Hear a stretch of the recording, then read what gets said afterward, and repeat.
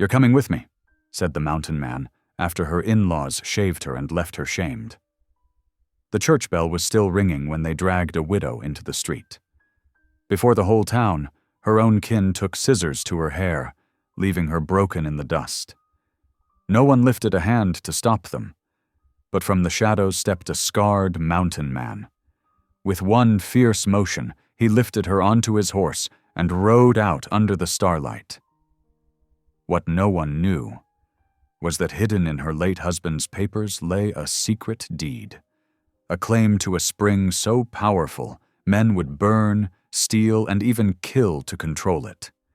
Now she must choose between silence and courage, while the mountain man fights his own battle with shame and blood. The town whispers, the railroad waits, and her in-laws plot revenge. Will she rise from humiliation to claim her rightful place? Or will the past, and those who betrayed her, destroy her before the truth is known? Drop a comment below and share. Which part of the world you're tuning in from today? If you enjoy stories like this, don't forget to subscribe for more. The morning sun crept through Hazel May Larkin's small window, casting long shadows across the worn floorboards of her boarding house room.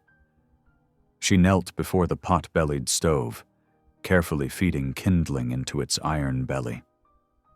The autumn chill had settled into every corner, making her fingers stiff as she struck a match.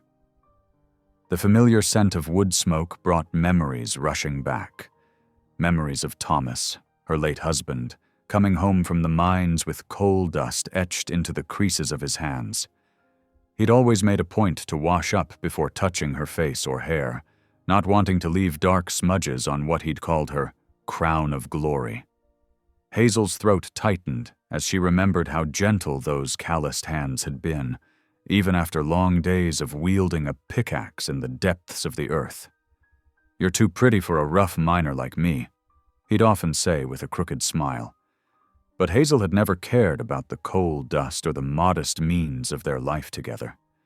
They'd had love, respect, and dreams of their own homestead someday. But the mine had taken those dreams, along with Thomas's life, when the support beams gave way 6 months ago. The fire caught, and Hazel pulled her shawl tighter around her shoulders. The boarding house room was small but tidy, with a narrow bed, a washstand, and a few pieces of furniture she'd brought from the cabin she'd shared with Thomas. The Larkins, her late husband's family, had made it clear she wasn't welcome to stay there after Thomas died. Rising from the stove, Hazel moved to the window, watching miners trudge towards the shaft for the morning shift. Their lunch pails swung in rhythm with their steps, just as Thomas's had. Her heart ached at the sight of Cole Larkin among them, Thomas's older brother, his broad shoulders hunched against the morning cold. He'd been pressing his suit for months now, backed by the entire Larkin clan who insisted it was the proper thing for a widow to do. But Cole was nothing like his gentle younger brother. Where Thomas had been thoughtful and kind, Cole was harsh and demanding. His hands, when they grabbed her arm after church or cornered her at the general store, were never gentle. They were possessive, insistent, a reminder that in this small Colorado mining town, the Larkins' word was law. Hazel turned from the window and began her morning routine. She washed her face in the basin, carefully pinned up her long brown hair, and donned her simple black dress. The morning clothes felt like both armor and prison, protecting her from unwanted advances while marking her as vulnerable, alone. The day passed slowly, filled with the small tasks that made up her new life.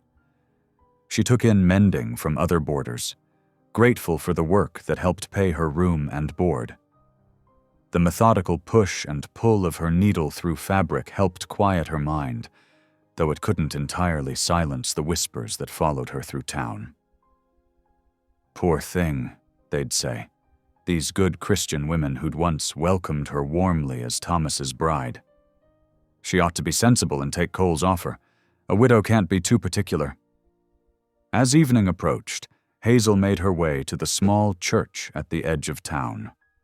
The sunset painted the clapboard walls golden, and the bells rang out clear and sweet across the valley. She slipped into her usual pew, hoping to find some peace in the familiar psalms and prayers. But peace wasn't to be found that night. The last echoes of the church bells had barely faded when heavy boots thundered up the boarding house stairs. Hazel had just removed her hat when her door burst open, the cheap lock splintering under the force. Cole Larkin filled the doorway, his face twisted with rage. Behind him stood his parents and 2 younger brothers, their expressions hard as the ore they dug from the earth. "Time's up for playing the grieving widow," Cole snarled, crossing the room in 2 strides. His fingers dug into her arm as he yanked her to her feet. "Found out about your secret meetings with that supply wagon driver. Thought you could shame our family name, did you?" "No." Hazel's protest came out as a gasp. "I've done nothing wrong. He was only being kind." "Shut your mouth." Martha Larkin, her mother-in-law, stepped forward. The woman who'd once welcomed Hazel as a daughter now looked at her with cold contempt. "We saw him helping you down from his wagon, touching your hand, walking you to your door like a courting man, while you still wear Thomas's ring." They dragged her down the stairs, ignoring her struggles and explanations. The wagon driver had indeed been kind, helping her with heavy packages, sharing innocent conversation that had been the first warmth she'd known since Thomas died. But she knew trying to explain would be useless. The Larkins had already decided her guilt. The street outside was filled with the purple shadows of dusk, but lamps were being lit in windows and on posts. Hazel's feet stumbled on the uneven ground as Cole and his brother forced her into the center of the street. People began emerging from the boarding house, the saloon, the general store, drawn by the commotion like moths to flame. "Folks of Millbrook," Cole's voice boomed out, "witness how we deal with a faithless woman who dishonors her dead husband's memory." Hazel's eyes darted desperately from face to face in the growing crowd. She recognized them all. Mrs. Peterson from the millinery shop, who'd hired her for seamstress work. Old Mr. Jenkins, who'd been Thomas's first foreman. Even Pastor Wallace stood at the edge of the crowd, his face carefully blank as he clutched his Bible to his chest. "Please," she whispered, but the word was lost in the murmur of the crowd. The scrape of metal on metal made her blood run cold. Cole pulled a pair of shears from his pocket, the kind used for shearing sheep. They glinted in the lamplight like a snake's fangs. "No." The word came out stronger this time, but Cole's grip on her arm only tightened. "Hold her still," he commanded his brothers, and their hands clamped onto her shoulders like iron bands. The first snip of the shears next to her ear made Hazel flinch. A long lock of brown hair fell to the dirt, followed by another and another. Tears blurred her vision as she felt the cold metal against her scalp, heard the horrible sound of the blades meeting again and again. Her hair, Thomas's crown of glory, fell around her feet like autumn leaves. The crowd watched in silence. Some turned away, but no one stepped forward. No one spoke up. The only sounds were the snip of the shears, the harsh breathing of the Larkin men, and Hazel's quiet sobs. When it was done, Cole grabbed her chin, forcing her to look up at the gathered townspeople. The evening air felt strange and cold against her exposed scalp. "Let this be a lesson," he announced. "The Larkin name means something in this town. We won't have it dragged through the mud by a widow who forgets her place." He released her roughly, and Hazel's legs gave way. She crumpled to her knees in the dirt, surrounded by the scattered strands of her hair. The crowd began to disperse, boots shuffling through the dust, voices murmuring in low tones. Some clucked in sympathy, others muttered that she'd brought it on herself. But none met her eyes, none offered help or comfort. Martha Larkin's skirts swished past, and her voice carried clearly in the evening air. Maybe now she'll show proper respect for Thomas's memory and do what's right by the family. Hazel remained kneeling in the street as darkness settled over the town. The lamplight caught the gleam of tears on her cheeks, but she couldn't lift her head. Her hands trembled as they touched her shorn scalp, feeling the uneven patches where the shears had scraped too close. The autumn wind that had once played with her long hair now bit cruelly at her exposed neck. Around her lay the scattered remnants of her dignity, dark strands of hair mixing with the dust of the street. Each lock represented a piece of her identity stripped away: daughter, wife, widow, woman, leaving her exposed and broken before a town that had chosen to turn its back. The church bells tolled the hour, their song no longer sweet but hollow, marking the moment when Hazel May Larkin's quiet survival had turned to public shame. She remained there, unable to move, as the night deepened and the streets emptied, leaving her alone with the weight of her humiliation and the whispered prayers that no one had been willing to answer. The last echoes of boots faded into the night, leaving Hazel alone in the dirt-packed street. Her fingers trembled as they clutched her worn shawl, pulling it tight over her shorn head. The autumn wind cut through her thin dress, chilling her to the marrow. Above, stars pierced the dark sky like ice crystals, indifferent to her shame. Scattered around her, strands of her brown hair mingled with the dust, remnants of the life she'd known just hours before. The boarding house windows glowed warm and golden, but they seemed to mock her now. She couldn't bring herself to stand, to walk past the whispers and stares that surely waited behind those curtained panes. A horse nickered softly from the shadows of Miller's livery, drawing her attention. The shape that emerged made her breath catch. A man, broad as a barn door, leading a sturdy mountain horse. Even in the dim lamplight, she could see the scars that marked one side of his face, legacy of some long-ago violence. Asher Keene, the half-Apache trapper who brought pelts and game to town, speaking to few, trusted by fewer. He paused at the edge of the lamplight, studying her with eyes dark as creek stones.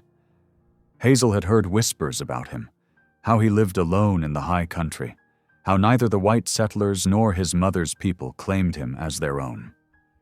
She'd seen him sometimes, moving like a shadow through town, but had never spoken to him. The crunch of his boots in the dirt made her start. He moved with the fluid grace of a mountain cat, stopping a few paces from where she huddled. Up close, she could see the well-worn leather of his coat, the careful stitching that spoke of self-reliance. His face remained impassive as he took in her state. The uneven patches of hair, the tear-stained cheeks, the trembling shoulders. "Well, if it ain't the half-breed, come to watch the show." Cole Larkin's voice rang out from the saloon doorway. He and his brothers emerged, whiskey bottles in hand. "Best move along, Keene. This ain't your concern." Asher didn't even glance their way. Instead, he shrugged off his coat in one smooth motion and draped it over Hazel's shoulders. The leather was warm from his body, carrying the scent of pine smoke and horses. Before she could process what was happening, his hands, gentle despite their strength, gripped her waist. "You're coming with me," he said, voice low and rough as creek gravel. In one fluid motion, he lifted her onto his horse's back as easily as if she were a child. Gasps rippled through the remaining onlookers. Mrs. Peterson clutched her shawl tighter, scandalized. Someone shouted, "You can't just take her!" "Like hell he can't," Cole surged forward, face flushed with drink and rage. "That woman belongs to the Larkin family." Asher swung into the saddle behind Hazel, one arm steady around her waist. "She belongs to herself." The words carried the weight of mountains behind them. Cole's hand dropped to his gun belt. "I'm warning you, half-breed." But Asher had already turned the horse, his movements sure and controlled. The animal's hooves struck sparks from the packed earth as they started forward. Hazel found herself pressed against his chest, his heartbeat steady against her back. Without thinking, she gripped the front of his shirt, anchoring herself as the horse picked up speed. "Stop them!" Martha Larkin's shrill voice cut through the night. "Pastor Wallace, do something!" But no one moved to intervene.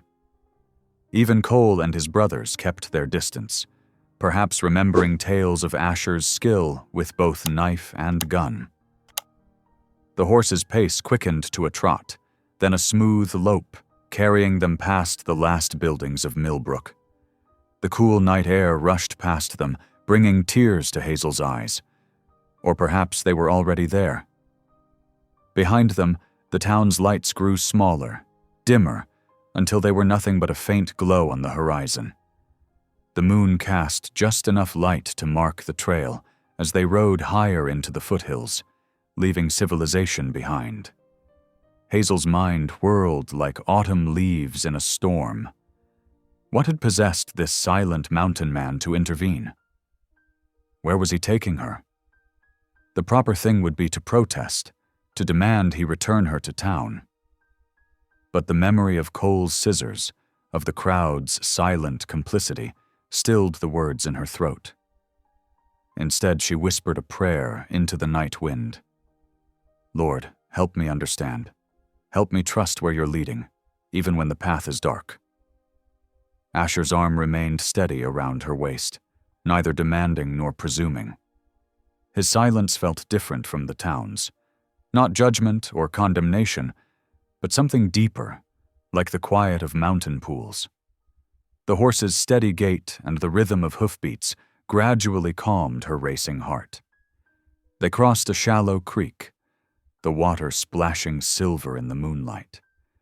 Aspens whispered on either side of the trail, their leaves pale as ghost hands in the darkness. The air grew cooler as they climbed, carrying the sharp scent of pine and sage. Hazel pulled Asher's coat tighter around her shoulders, grateful for its warmth. The town behind them had shrunk to nothing more than a smudge of light in the vast darkness. Like the life she'd known there, it seemed both real and unreal now. A dream fading in the face of this strange new reality. She thought of her small room at the boarding house, of the mending waiting on her table, of the careful routine she'd built since Thomas's death. All of it gone now, scattered like her shorn hair in the street. Asher guided the horse around a bend in the trail, his movement sure despite the darkness. Hazel felt the strength in him, solid as the mountains themselves. Yet there was gentleness, too, in how he held her, making sure she didn't slip. She found herself studying his scarred profile in the moonlight, wondering at the story written there in flesh and bone. A coyote's cry echoed from a distant ridge, answered by its packmates. The sound should have frightened her, but somehow it didn't. Perhaps she'd left fear behind in Millbrook, along with her hair and her place in proper society. Or perhaps fear simply couldn't take root in the presence of this quiet mountain man who'd appeared like a shadow and changed her world with 3 simple words. "You're coming with me." The trail climbed higher, winding through stands of pine and spruce. Their branches creaked softly in the night wind, and somewhere an owl called, low and mournful. Hazel felt herself swaying slightly with the horse's motion, exhaustion beginning to seep into her bones. The events of the evening seemed to blur together. The harsh grip of Cole's hands, the cruel bite of the scissors, the gasps of the crowd, and then this strange deliverance. When she spoke, her voice was barely a whisper. "Why?" Asher shifted slightly in the saddle, but didn't answer immediately. The silence stretched between them, filled with the soft sounds of the horse's breathing and the whisper of wind in the trees. Finally, he said, "Some things ain't right to witness without acting." The simple words carried more weight than all the sermons she'd heard in Millbrook's church. Hazel felt tears prick her eyes again, but these were different from the ones she'd shed in town. These were born not of shame or fear, but of something else. Gratitude, perhaps, or the first fragile stirrings of hope. They rode on through the star-scattered night, climbing steadily into the mountains that had always marked the edge of Hazel's world. Now they seemed to welcome her, offering shelter in their shadowed valleys and strength in their towering peaks. The cold air nipped at her exposed neck, reminding her of all she'd lost, but Asher's coat wrapped her in warmth that went beyond the physical. She found herself breathing deeper, taking in the sharp, clean scent of pine and horse leather, so different from the coal smoke and dust of town. Each hoofbeat carried her further from the life she'd known, into something unknown, but somehow less confined. Her prayer changed, becoming not a plea for understanding, but a quiet thank you for this unexpected mercy. The night deepened around them as they rode on, the stars wheeling overhead like silver dust scattered across black velvet. Hazel felt the steady rhythm of Asher's breathing behind her, constant as the mountains themselves. Whatever lay ahead, she knew with sudden certainty that this strange, silent man would not betray the trust she'd placed in him, would not add to the wounds already dealt by those who should have protected her. They rode on into the darkness, two outcasts finding an unexpected path through the wilderness, while behind them Millbrook's lights faded to nothing more than a memory in the vast Colorado night. The pale light of dawn crept over the eastern peaks, painting the frost-covered ground in shades of pearl and silver. Asher's horse picked its way carefully along the mountain trail, hooves crunching through the thin layer of ice that had formed overnight. The animal's breath came out in white puffs, mixing with the morning mist that clung to the shadowed hollows between the pines. Hazel stirred from her half-doze, stiff from hours in the saddle. Her head felt oddly light without her hair, and the morning chill bit at her exposed neck. She'd spent the night's journey alternating between exhaustion and alert wariness, always aware of Asher's solid presence behind her. The silence between them had stretched so long that her own voice startled her when she finally spoke. "Why did you do it?" She cleared her throat, raw from the cold night air. "Why risk yourself for me?" Asher reined the horse to a halt near a grove of towering pines. Without a word, he swung down from the saddle, then reached up to help her dismount. Hazel's legs trembled as her feet touched the ground, and she had to grip his arm to stay upright. He steadied her with careful hands, then stepped back, giving her space. From his saddlebag, he pulled a battered canteen. "Here." He held it out to her. "Drink first."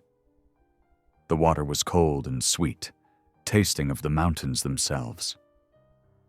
Hazel hadn't realized how thirsty she was until that first sip touched her lips. When she'd drunk her fill, she wiped her mouth with the back of her hand and looked up at him expectantly. Asher took the canteen back, his scarred face serious in the early light. "Your husband, Thomas," he said finally, "he left you something. A deed. For a spring up in these mountains." Hazel blinked, confusion furrowing her brow. "What? No, that's not possible. Thomas never mentioned." "He wouldn't have," Asher cut in, his voice low and steady. "Not with his family watching so close, but I know it exists. Helped him map the water routes myself, back when he was surveying these hills." He paused, studying her face. "That spring, it's vital. Pure water, flows strong even in drought. The kind that could water hundreds of cattle. The kind the railroad's looking for." Understanding began to dawn, cold as the morning frost. "The Larkins," she whispered. "They knew about it?" Asher nodded grimly. "They've hidden the deed, been trying to pressure you into marrying Cole so they can control it legal-like. When that didn't work..." He gestured at her shorn head, his jaw tightening. Hazel's hand flew to her bare scalp, the humiliation of the previous night flooding back. But now it carried a different weight. This hadn't been just cruelty for cruelty's sake. It had been calculated, another move in their game to control her. To control the spring. They mounted up again, Asher's horse picking its way more slowly now through the rocky terrain. The sun climbed higher, burning off the morning mist, but Hazel barely noticed the changing light. Her mind whirled with this new information, trying to make sense of it all. She found herself watching Asher's profile, studying the man who had upended her world so completely. The scars that marked his face seemed less harsh in the morning light, though no less profound. She couldn't quite reconcile her fear of this strange, silent man with the careful way he'd handled her, the honest bluntness of his words. "How do you know all this?" she asked finally. "Your husband was a good man," Asher replied after a long moment. "Treated me fair when others wouldn't. Told me about the deed before he died. Asked me to keep an eye on things." His voice roughened slightly. "I failed him there. Should have stepped in sooner, before they..." He broke off, but Hazel could feel the tension in his body. They rode on through the day, stopping occasionally to rest the horse and share water from the canteen. Hazel's fear of her rescuer began to fade, replaced by a cautious appreciation for his straightforward nature. There was no artifice in him, no hidden meaning in his words. After months of navigating the Larkins' subtle threats and manipulation, his honesty felt like a cool drink of water. Still, awe tinged her growing comfort. She'd heard whispers about Asher Keene in town, the half-Apache mountain man who kept to himself, who knew the hills better than any white man alive. The stories hadn't done justice to the quiet strength of him, the way he read the landscape like others read books. As dusk approached, the trail wound through a narrow valley. Asher guided them off the main path, following what seemed to Hazel like invisible markers, until they reached a small clearing. There, tucked against a rocky slope, stood a rough-hewn cabin. Little more than a line shack, really. "It's not much," Asher said as he helped her down from the horse. "Just a place I use for hunting, but it's dry and there's a hearth." Inside, the cabin was spare but clean. A small stone fireplace dominated one wall, and basic furnishings, a narrow cot, a table, 2 chairs, filled the single room. Asher moved efficiently, starting a fire while Hazel stood uncertainly in the center of the space, still wrapped in his coat. The flames caught quickly, and soon warmth began to seep into the cabin. Hazel found herself drawn to the hearth, holding her trembling hands out to the fire. The events of the past day seemed to crash over her all at once, leaving her lightheaded with exhaustion. Asher rummaged in a cabinet, producing a tin of beans and some hard biscuits. He set about heating the beans in a small pot over the fire, his movements sure and practiced. When the food was ready, he filled a tin cup and handed it to her. "Eat," he said simply. "You need it." Hazel took the cup, surprised to find her hands still shaking. "What happens now?" she asked, her voice small in the fire-lit quiet. Asher settled into one of the chairs, his own cup of beans cooling in his hands. "For now, you're safe here." He met her eyes steadily. "That's all I can promise. But it's something." Something indeed, Hazel thought as she spooned the simple meal into her mouth. Yesterday morning she'd woken in her neat little boarding house room, her life small but ordered. Now she sat in a mountain cabin with a man the town feared, learning that her husband's family had orchestrated her shame for the sake of a hidden spring. The fire crackled softly, casting dancing shadows on the rough walls. Outside, the wind whispered through the pines, and somewhere in the gathering dark, a coyote called to its mate. Hazel felt the weight of the mountains around them, ancient and unchanging, offering shelter to two souls who had found no welcome in the world below.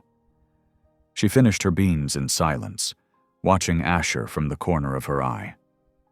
He seemed content with the quiet. His own meal finished, his attention turned to cleaning and checking his rifle with practiced care. The firelight caught the planes of his face, highlighting both scars and strength, and Hazel found herself wondering what path had led him to this solitary life, and why he had chosen to risk it all by helping her. The deed to the spring weighed heavy in her thoughts, though she had never seen it. Thomas had left her more than she knew, it seemed. But he had also left her to face his family's greed alone. Or perhaps not entirely alone, she amended, glancing at the quiet man across the fire. Perhaps he had left her a protector as well, though neither of them had known it at the time. The scent of pine smoke drifted through the cabin, pulling Hazel from her restless sleep. Morning light filtered through the single window, casting pale shadows across the rough wooden floor. For a moment, she felt disoriented, her hand instinctively reaching for her missing hair before reality settled back into place. Thunk, thunk, thunk. The steady rhythm of an axe drew her attention outside. Wrapping herself in the worn blanket Asher had given her the night before, Hazel made her way to the cabin door. The morning air bit at her exposed skin, reminding her of how vulnerable she felt without her usual long tresses to warm her neck. Asher stood in the clearing, his broad shoulders moving with practiced efficiency as he split logs for the woodpile. His breath clouded in the crisp air, and frost still clung to the shadows where sunlight hadn't yet reached. He paused, sensing her presence, and turned to nod in acknowledgement. "There's coffee," he said simply, gesturing toward a battered pot sitting near the outdoor fire pit. Hazel's hands were still tender from her ordeal, but she found herself moving toward the stack of unsplit wood. "I want to help," she said, her voice stronger than she felt. Asher studied her for a long moment, his dark eyes unreadable. "Your hands are raw. They'll heal." She squared her shoulders. "I won't be a burden." A ghost of a smile touched his scarred face. "Wasn't thinking that." He considered the woodpile, then pointed to some smaller pieces. "Could use those split for kindling. Smaller axe there might suit you better." Over the next hour, they worked in companionable silence. Hazel's strikes were less sure than Asher's, but she found a rhythm of her own. The physical labor helped quiet her troubled thoughts, gave her something concrete to focus on beyond her fears and shame. As the sun climbed higher, Asher showed her around the small homestead. The spring-fed stream where they could draw water ran clear and cold. He demonstrated how to set simple snares in likely rabbit runs, his calloused hands gentle as he shaped the wire. "Watch where the grass is bent," he explained, pointing to subtle signs she would have missed. "Animals make paths same as people. Just got to learn to see them." Hazel absorbed every detail, determined to make herself useful. When they returned to the cabin, she insisted on helping prepare a simple meal of cornbread and coffee. As she worked, she found herself humming quietly, an old hymn her mother used to sing, about grace and renewal. The melody filled the small space, softening its rough edges. She caught Asher pausing in his work, head tilted slightly as he listened. Something in his expression made her think of a man remembering something long forgotten. "My mother sang that one," he said after a while, his voice low. "Back before..." He trailed off, but Hazel understood. Before the scars, before whatever had driven him to this solitary life in the mountains. "It speaks of hope," she said carefully, "of finding light in dark places." Asher nodded once, returning to his tasks. But something had shifted in the air between them, like a door cracked open to let in fresh air. Throughout the day, Hazel learned the rhythm of mountain life. She discovered which herbs grew wild near the cabin, how to bank the fire to keep it burning low and steady. Asher was a patient teacher, explaining things simply without making her feel foolish for not knowing. When evening approached, they had a rabbit from one of the snares. Asher had checked them while Hazel practiced with the water buckets. She insisted on helping prepare the stew, adding wild onions and the last of his dried carrots to the pot. The lamp cast a warm glow as they sat down to eat. Steam rose from their bowls, carrying the rich aroma of wild game and herbs. Hazel found herself watching the play of light across Asher's features, noting how the scars seemed less harsh in the gentle illumination. "I keep thinking," she said suddenly, breaking their comfortable silence, "about how they must be laughing. The Larkins, the whole town." Her hand crept up to her shorn head again. "It's not just the hair, they took something else. My dignity, my place in the world." Her voice caught. "I don't know if I'll ever feel whole again." Asher set down his spoon, considering her words. "Worth ain't in what others see," he said finally. "Ain't in your hair or your name or who your people are." His hand unconsciously touched one of his scars. "It's in here." He tapped his chest. "In the courage to keep going when others want you to fall. In choosing mercy when you could choose hate." Hazel absorbed this, stirring her stew thoughtfully. "Is that what you did? Choose mercy?" "Tried to, most days." His eyes met hers across the table. "Ain't always easy, but carrying hate is like drinking poison and expecting the other person to die." A small laugh escaped her, surprising them both. "That's quite wise for a mountain man." "Had a lot of time to think up here." His expression softened slightly. "Tomorrow we should talk about riding to the county seat. Need to file your claim on that spring before the Larkins figure out where you've gone." Hazel nodded, feeling a flutter of anxiety but also determination. "Yes," she agreed. "It's time to stand up for what's mine." They finished their meal in companionable quiet. Outside, an owl called into the gathering dark, and the wind whispered through the pines. Hazel felt something settling in her spirit. Not peace exactly, not yet, but perhaps it's beginning. Here in this rough cabin, with this quiet man who had risked everything to help her, she had found a space to breathe, to think, to begin rebuilding. As she helped clean up after the meal, she found herself humming again.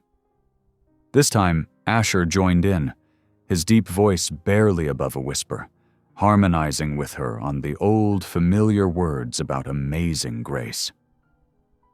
The sound filled the cabin, weaving around them like a blanket, offering comfort against the chill mountain night and whatever challenges tomorrow might bring. Looking at him in the lamplight, Hazel realized that trust, like healing, began in small moments, in shared meals and simple tasks, in honest words and helping hands, in the courage to reach out and the wisdom to accept help when it was offered. The evening settled around them, peaceful and quiet. Tomorrow would bring its own challenges: the ride to town, the filing of her claim, the confrontation that must eventually come. But for now, in this moment, Hazel felt the first stirrings of hope taking root in her heart, as steady and strong as the mountains themselves. Dawn painted the mountain peaks in shades of pink and gold as Asher led his horse from the crude lean-to shelter beside the cabin. His movements were precise and practiced as he checked the cinch and secured their minimal supplies in the worn leather. Saddlebags, The morning air bit sharp and clean, carrying the scent of pine and frost. Hazel emerged from the cabin, clutching a cloth-wrapped bundle of provisions. Her shorn head caught the early light, making her look almost ethereal despite the signs of her ordeal still visible in her tired eyes. She had wrapped her shawl carefully around her shoulders, but it did little to hide her vulnerability. "It's 2 days to the county seat," Asher said, his voice low and steady. "Rough country between here and there." Hazel nodded, squaring her shoulders. "I'm ready." Her voice held more conviction than she felt, but the tremor in her hands had steadied as she tied the food bundle securely. Asher lifted her onto the horse with gentle efficiency, then swung up behind her. The saddle creaked beneath their combined weight as the horse shifted, eager to move. They set off as the sun cleared the eastern ridge, following a narrow trail that wound between towering pines and weather-worn boulders. The horse picked its way carefully along the rocky path, hooves finding sure purchase on the uneven ground. Hazel sat stiffly at first, conscious of Asher's solid presence behind her, but gradually relaxed as the rhythm of the horse's gait became familiar. The morning warmed slowly, sun climbing higher in a crystal-clear sky. By midday, the trail had descended into a sheltered gulch, where a small stream trickled between moss-covered rocks. Asher drew the horse to a halt in a patch of grass, helping Hazel dismount before leading the animal to drink. Hazel unwrapped their simple meal, cornbread wrapped in a clean cloth, still fresh from yesterday's baking. Her scalp had grown tender under the harsh mountain sun, and she couldn't help wincing as she touched it gingerly. Asher noticed her discomfort. Without a word, he removed his own broad-brimmed hat and held it out to her. When she hesitated, he simply placed it on her head, adjusting it carefully to shield her exposed skin. "But what about you?" she asked, touching the hat's worn brim. "Son and I came to an understanding long ago," he replied, the ghost of a smile touching his lips as he settled beside her on a fallen log. They shared the cornbread in companionable silence, listening to the stream's gentle music and the occasional call of a jay in the trees above. The horse grazed nearby, reins dragging loosely on the ground. As they prepared to continue their journey, Hazel's gaze was drawn to a hollow between 2 ridges where the blackened remains of a cabin stood stark against the landscape. The burned timbers reached toward the sky like accusatory fingers. "What happened there?" she asked softly, though something in her heart already knew the answer. Asher was quiet for so long she thought he might not respond. When he finally spoke, his voice carried the weight of old pain. "That was home," he said simply. "Once." Hazel turned to study his face, seeing the scars that marked one side in a new light. "Will you tell me?" she asked gently. Asher helped her back onto the horse before mounting behind her. As they rode on, his words came slowly, like water from a deep well. "My mother was Apache," he began, his voice barely audible above the horse's steady footfalls. "My father was a trader who actually loved her, stayed with her, built that cabin so she wouldn't have to leave her people's lands entirely." He paused, guiding the horse around a difficult bend. "But some folks couldn't abide that. Didn't matter that we helped both sides, gave shelter to travelers, treated folks fair. To the whites, I was savage. To the Apache, I was too white." Hazel listened, her heart aching at the familiar tone of someone who had never truly belonged anywhere. "One night, some men came. Drunk, angry about something. Never did know what exactly. Set fire to the cabin while we slept." His hand unconsciously touched the scars on his face. "Father got mother out first. Went back for me, but the roof was already falling. Got caught in it. These scars, they're from trying to pull him free." "Did he Hazel couldn't finish the question. No, but Mother couldn't bear to stay after. Went back to her people. I wasn't welcome there either. So I learned the mountains instead. They don't care what blood runs in your veins. The afternoon sun cast long shadows across their path as they continued their journey. Hazel found herself blinking back tears, not of pity, but of understanding. How many ways were there to be alone in this vast country? How many different kinds of scars did people carry? As evening approached, Asher guided them to a sheltered hollow where old fire rings spoke of previous travelers.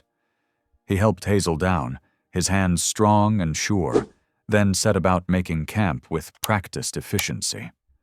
Soon a small fire crackled, pushing back the gathering darkness. The stars emerged one by one, spreading across the sky in a dazzling blanket. Hazel wrapped herself in the blanket Asher had provided, drawing closer to the fire's warmth.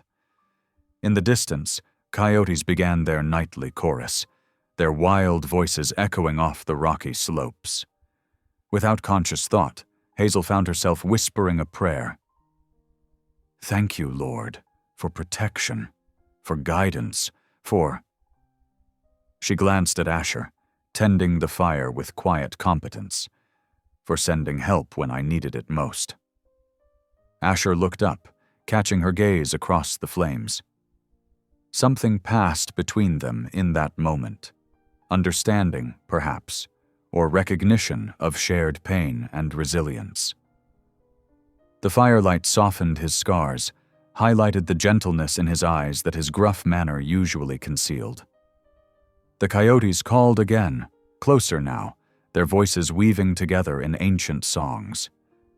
Hazel drew her blanket tighter, but found she wasn't afraid. The wild night held its own kind of peace, and in Asher's steady presence, she felt a growing sense of security. They sat in comfortable silence as the fire burned low, each lost in their own thoughts, but somehow less alone than they had been that morning. The stars wheeled overhead, witness to the quiet transformation taking place in the wilderness.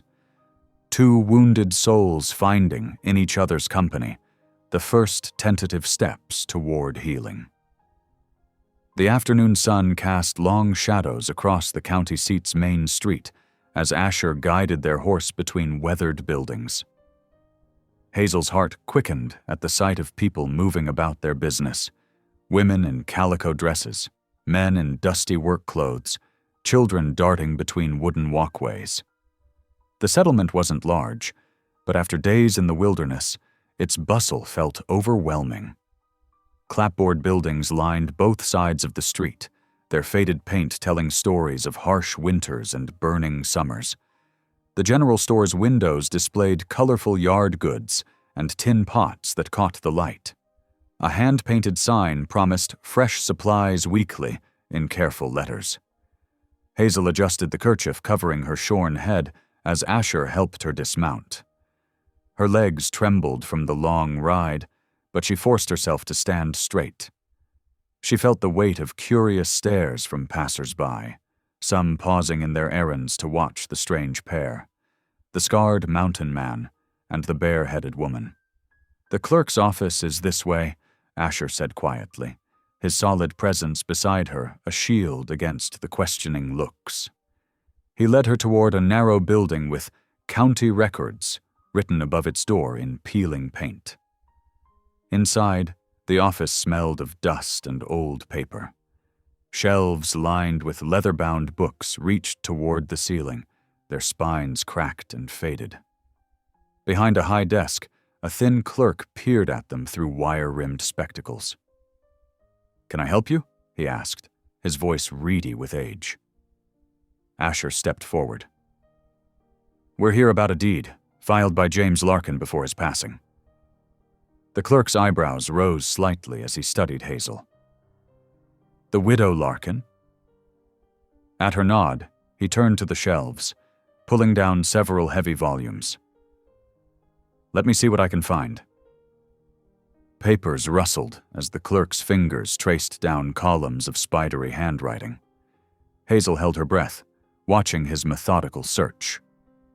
After what seemed like hours, he paused, tapping one yellowed page. Yes, here it is. A deed for water rights to Spring Creek, signed by James Larkin. The clerk adjusted his spectacles. But it was never properly filed, just the initial signature and witness marks. Hazel's heart sank, but Asher leaned forward. May we see it? The clerk hesitated, then carefully extracted the document. Hazel recognized her husband's careful signature at the bottom, the sight bringing unexpected tears to her eyes. This was real, tangible proof of James's final gift to her. Before they could examine it further, the office door swung open with a bang. 3 men in surveyor's clothes entered, their boots leaving muddy prints on the wooden floor. Hazel recognized their type from her days in the mining town. Men who measured land for the railroad's endless hunger. The tallest surveyor stopped short when he saw Hazel, his face twisting in recognition. Well, if it ain't the Larkin widow. His voice carried a sneering edge.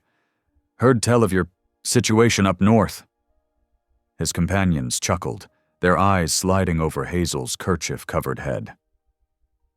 No fit landholder, that one muttered loudly enough to be heard. Shamed woman can't manage property proper. Hazel felt herself shrinking under their hostile stares, her newfound courage wavering. Her hands trembled as she clutched the edge of the clerk's desk. Then Asher's hand settled on her shoulder, warm and steady. She felt strength flow from that simple touch, helping her stand straighter. Asher didn't speak, but his presence radiated quiet menace. The surveyor's smirks faltered as they took in his scarred face and powerful frame. The clerk cleared his throat nervously. I'll need to make a proper copy of this deed, he said, his voice slightly higher than before. Come back tomorrow morning? Hazel nodded, grateful for the excuse to leave. As they stepped out into the late afternoon light, she drew a shaky breath. I didn't think news would travel so fast. People talk, Asher said simply, but talk ain't truth. They led the horse down the street, passing the general store with its tempting displays. Ahead, a white-painted church rose against the darkening sky, its steeple pointing heavenward like an accusing finger. Hazel paused, drawn by the sound of children's voices from an open window. Could we? She hesitated, then squared her shoulders. Could we stop here? Just for a moment? Asher nodded, tying their horse to the church's hitching post. As they approached the door, a harried-looking woman emerged, carrying a crying child. Oh! The woman nearly collided with them. I'm sorry, I wasn't looking. It's just been such a day. Half the children are down with fever, and I'm at my wit's end trying to help Sister Margaret tend them all. Hazel stepped forward before she could think better of it. I have some experience with nursing, she offered quietly. If you could use another pair of hands? The woman's relief was instant and genuine. Could you? We've got 6 little ones in the parish hall, all burning up. Sister Margaret's doing her best, but... Show me, Hazel said, following the woman inside. She glanced back at Asher, who nodded understanding, and settled onto a bench near the door. The parish hall was warm and dim, with cots arranged along the walls. Children lay bundled in blankets, their faces flushed with fever. A gray-haired nun moved between them, pressing cool cloths to hot foreheads. Hazel removed her kerchief without thinking, too focused on the task at hand to worry about her appearance. She moved to the nearest cot, checking the child's temperature with practiced hands. We need willow bark tea, she told Sister Margaret, and cool compresses for their wrists and ankles, where the blood runs close to the skin. Do you have any herbs in your garden? The next few hours passed in a blur of quiet activity. Hazel worked steadily, brewing tea, changing compresses, humming soft hymns to soothe restless children. She didn't notice the gradual shift in the other women's expressions, from initial shock at her shorn head to appreciation for her gentle competence. As evening approached, the children's fevers began to break. Parents arrived to collect their little ones, and Hazel found herself receiving tearful thanks from mothers who had been sick with worry. "You're a blessing," Sister Margaret said warmly, pressing Hazel's hand. "We've been praying for help, and here you are. Please say you'll stay the night. We have room in the parsonage, and it's the least we can offer." Hazel looked to Asher, who had remained a quiet guardian by the door. He nodded slightly. They needed shelter anyway, and this was better than the nosy boarding house down the street. The parsonage was a small building behind the church, simple but clean. Sister Margaret showed them to separate rooms, bringing fresh towels and a pitcher of water. For the first time in days, Hazel had a proper mirror to see herself in. She stood before it in the fading light, touching her bare scalp. The sight still shocked her, but somehow it didn't carry the same shame it had before. She remembered the grateful touches of mothers, the trust in children's eyes as she tended them. They hadn't seen a shamed woman. They'd seen someone who could help, someone with value beyond her appearance. A soft knock at her door revealed Sister Margaret with a bowl of hot soup and fresh bread. "Thought you might be hungry," the nun said kindly. "And I found this." She held out a soft cotton scarf. "For tomorrow, if you'd like. Though I must say, you carry yourself with such grace, you hardly need it." Hazel accepted both gifts with misty eyes. After Sister Margaret left, she sat on the narrow bed, savoring real food and the simple comfort of being under a solid roof.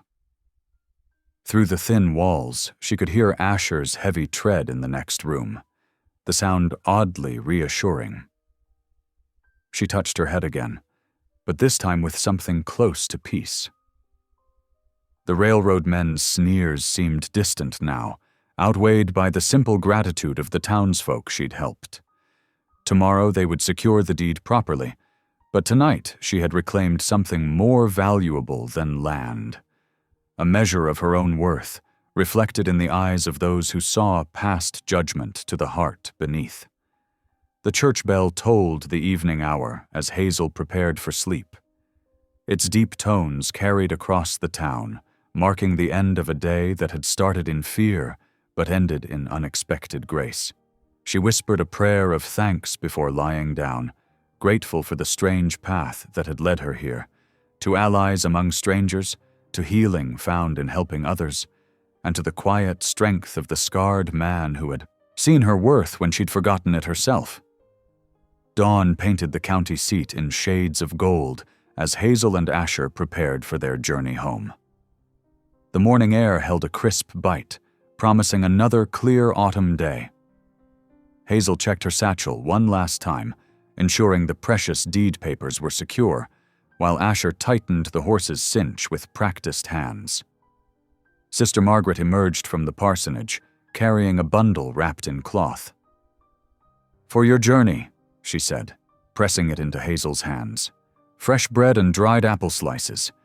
And—" She hesitated, then pulled a small Bible from her pocket. "Take this too. Sometimes the right words find us when we need them most." Hazel's throat tightened as she accepted the gifts. "Thank you, sister, for everything." They mounted up, Hazel settling behind Asher on the horse's broad back. As they rode past the church, several women waved from the garden where they gathered herbs for the recovering children. Hazel lifted her hand in return, marveling at how different this departure felt from their arrival. The morning passed quietly as they followed the trail back into the mountains. Asher kept them to a steady pace, mindful of the rocky terrain. Around midday, they stopped to rest the horse near a clear stream. Hazel shared Sister Margaret's bread, while Asher refilled their canteens. "Reckon we'll make good time today," Asher said, scanning the sky. "Weather's holding fair." Before Hazel could respond, a desperate cry echoed through the trees. "Help! Please, somebody help us!" Asher's hand went to his rifle, but Hazel was already on her feet, moving toward the sound. They found a wagon just off the main trail, its canvas top sagging. A man in dirty mining clothes paced beside it, his face creased with worry. "Please," he called when he saw them. "My little girl. She's burning up something fierce." Hazel hurried forward, ducking under the wagon cover.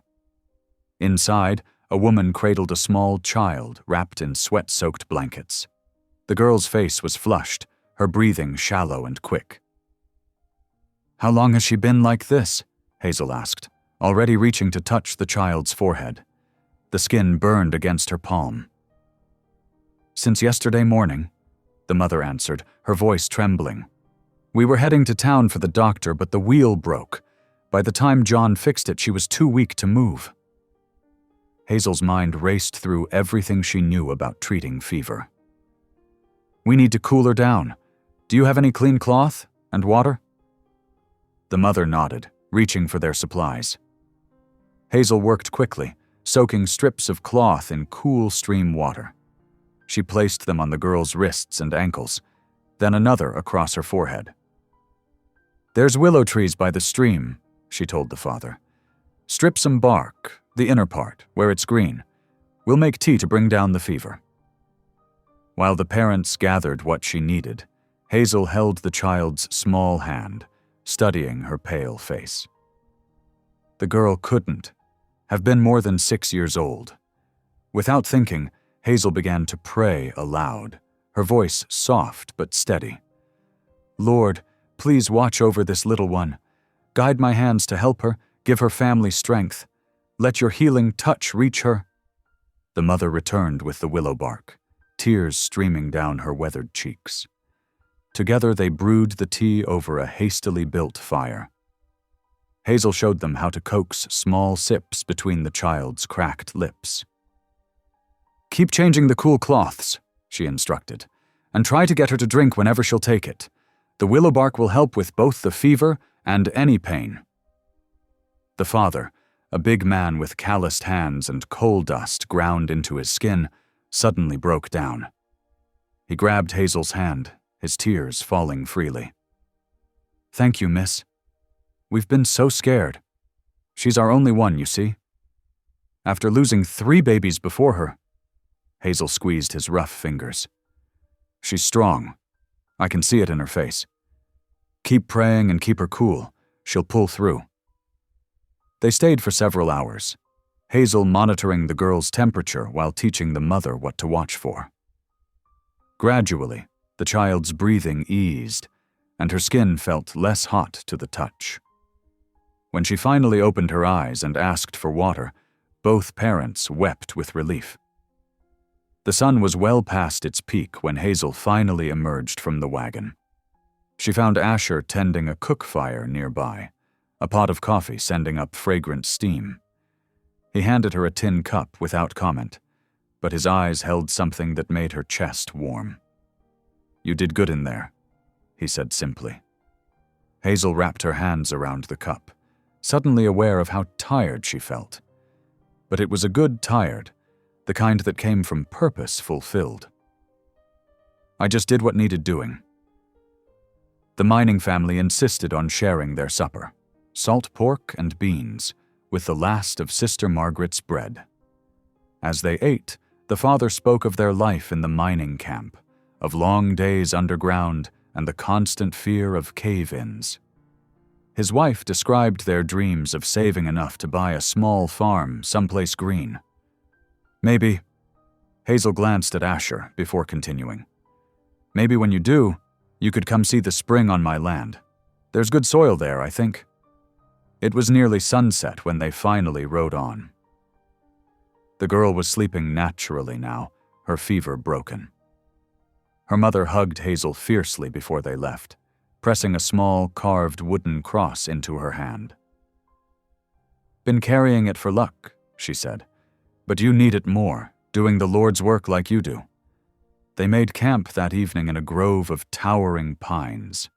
Asher built a fire while Hazel spread their blankets on soft needles.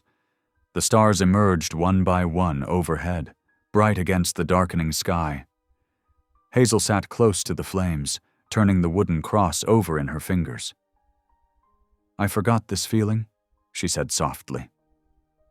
Asher looked up from where he was arranging branches for the night. "What feeling?" "Being needed, having something to give." She touched her shorn head, but the gesture held more wonder than shame now. "After Thomas died, I felt so empty, like I had no purpose left. But today, helping that child..." She drew a deep breath. "For the first time since becoming a widow, I feel like my life might have meaning again." Asher was quiet for a long moment, staring into the fire. When he spoke, his voice was rough with emotion he couldn't quite hide. "Reckon you never lost your meaning. Just couldn't see it for a while." Hazel studied his profile, noting how the firelight softened his scars. She saw how carefully he held himself, like a man afraid to hope too much. His guarded heart was as visible to her now as her bare scalp was to the world. They sat in companionable silence as the fire burned low. Overhead, the pines whispered their ancient songs to the stars. Hazel clutched the wooden cross, feeling its smooth edges press into her palm. Her heart felt full in a way she hadn't experienced since before Thomas's death. Not with romantic love, but with something equally precious. The certainty that she still had value, still had gifts to share with a hurting world. The night grew cooler, and Hazel wrapped herself in her blanket. She hummed a hymn softly, the same one she'd sung to the sick child. After a moment, she heard Asher's deep voice join in, hesitant at first, then growing stronger. Their harmony floated up through the pine boughs, a quiet celebration of healing found and purpose renewed. Morning sunlight filtered through pine boughs as Hazel and Asher followed a narrow trail toward the mountain church. The small log cabin came into view, smoke curling from its stone chimney. Hazel adjusted the kerchief covering her head, her fingers trembling slightly. "We don't have to go in," Asher said quietly. Hazel squared her shoulders. "Yes, we do." The cabin sat in a clearing, its weathered logs testament to years of faithful gathering. A handful of horses and wagons were already tied nearby. As they approached, the sound of voices drifted through the open door, along with the scent of coffee brewing on the back stove. Hazel paused at the threshold, gathering her courage. Asher stood close behind her, his presence solid and reassuring. Inside, about 20 people filled the rough-hewn benches. Conversations hushed as heads turned towards them. Pastor Matthews, a silver-haired man in a well-worn black coat, stepped forward with outstretched hands. "Welcome, welcome. We're blessed to have new faces join us this morning." Though whispers rustled through the congregation at the sight of Hazel's kerchief-covered head, the pastor's warm greeting never wavered. He guided them to an empty bench near the back, where Hazel could see without feeling too exposed. "We're about to begin our hymn service," Pastor Matthews announced. "Sister Sarah, if you'd lead us in Rock of Ages." An elderly woman moved to the small pump organ in the corner. Its wheezing notes filled the cabin as she pressed the pedals. The congregation stood, worn hymnals in hand. Hazel knew the words by heart. As the first verse began, she kept her voice soft, almost hidden beneath the others. But by the second verse, something shifted inside her. The familiar melody wrapped around her like a warm shawl, and her voice grew stronger. "Rock of Ages, cleft for me, let me hide myself in thee." The words spoke to her soul, of refuge, of healing, of grace freely given. Without conscious thought, her voice lifted clear and true above the others. Beside her, Asher stood silent at first, watching her from the corner of his eye. Then, as the third verse began, his deep bass joined her melody.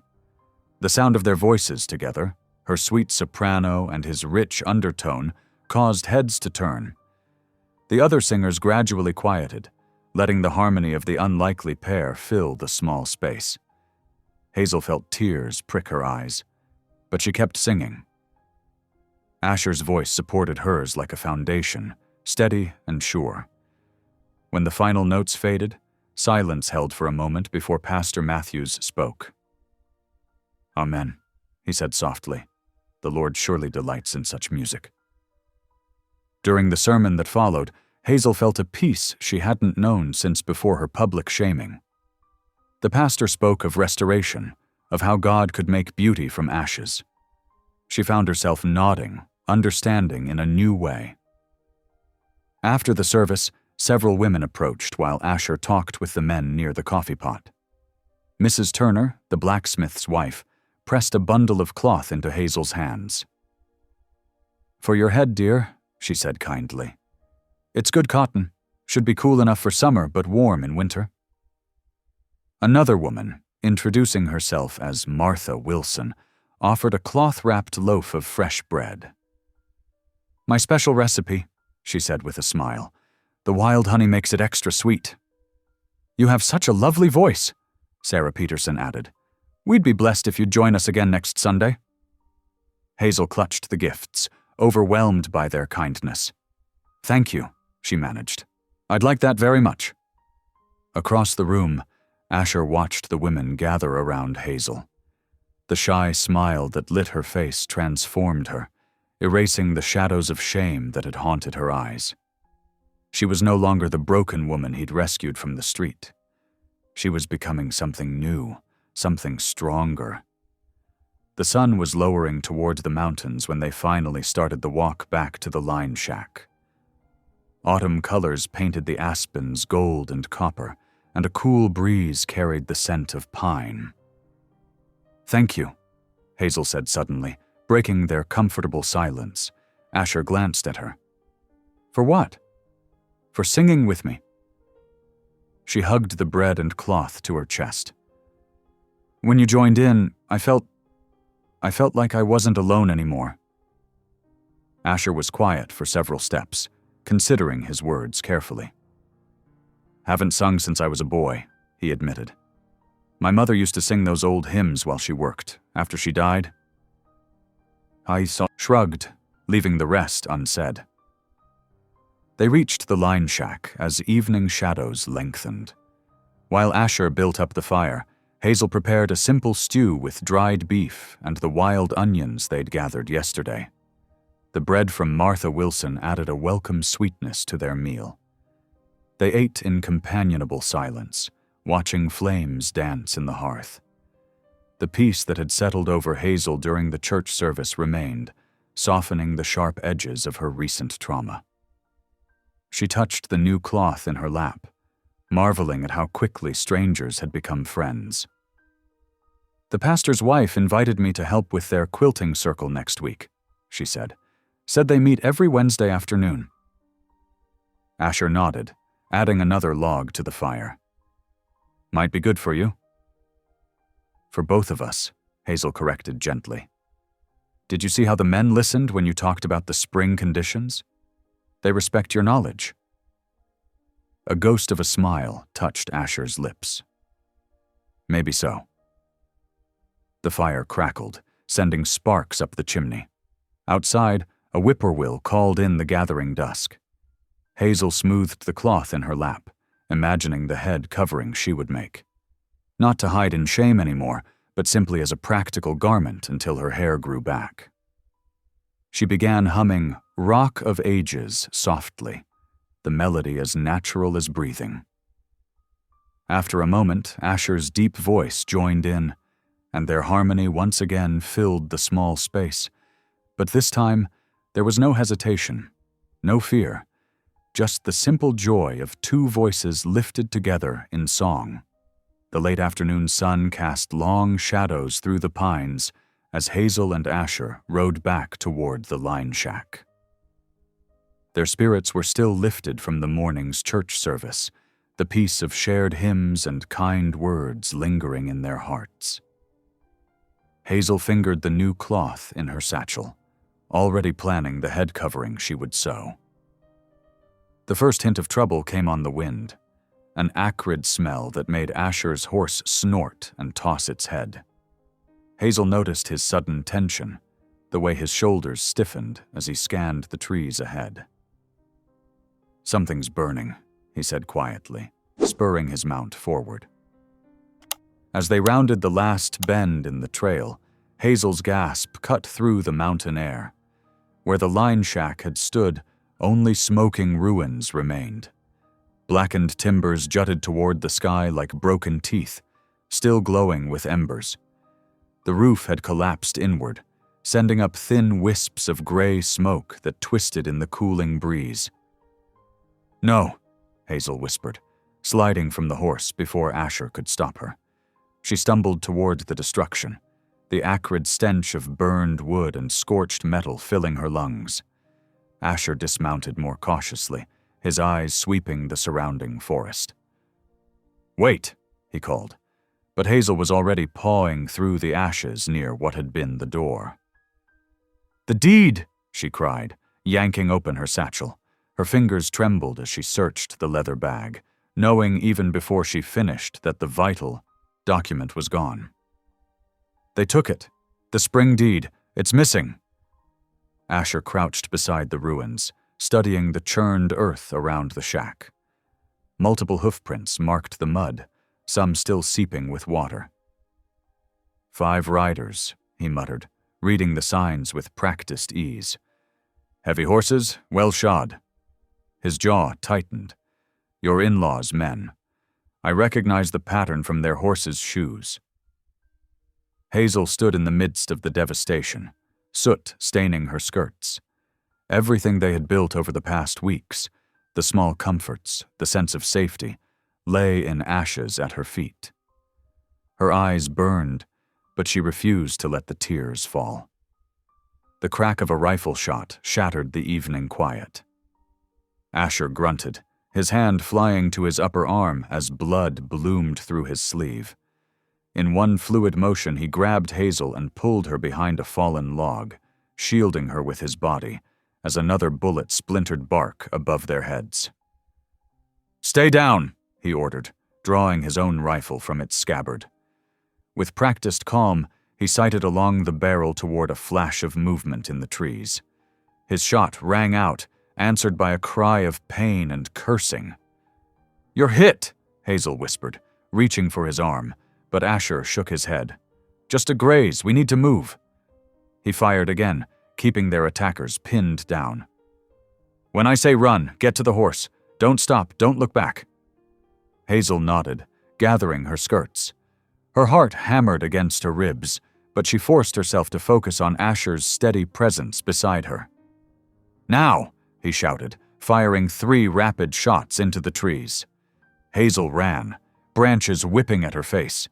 Behind her, she heard more gunfire, the thunder of hooves, shouts of anger. She reached the horse, grabbing the reins with trembling hands. Seconds later, Asher was there, swinging into the saddle and pulling her up behind him. They plunged into the darkening forest, the horse's hooves sure on the familiar trails. Hazel clung to Asher's waist, feeling the warm wetness of blood seeping through his sleeve. Still, he pressed on, guiding them deeper into the wilderness as dusk gathered under the trees.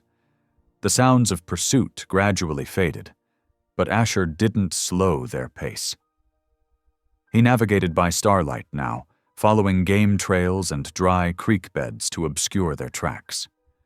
The moon was high when he finally reined in near a dilapidated structure almost hidden in a grove of aspens. "Old trapper's hut," he explained, helping Hazel dismount. "Haven't seen anyone use it in years." Inside, the single room was musty but intact. Thick dust covered the rough table and single chair. Hazel found a stub of candle in her satchel and lit it while Asher secured the horse. In the flickering light, she could finally see the extent of his wound. The bullet had torn through the meat of his upper arm, leaving a deep furrow that still bled sluggishly. Without a word, she tore strips from the hem of her dress. "Hold still," she ordered, cleaning the wound as best she could, with water from their canteen. Asher remained silent as she worked, though she felt the tension in his muscles when she pulled the makeshift bandage tight. "There," she said finally, tucking the end of the cloth securely. "It's not perfect, but it should hold." Her hands were shaking as she stepped back, and suddenly the events of the day crashed over her.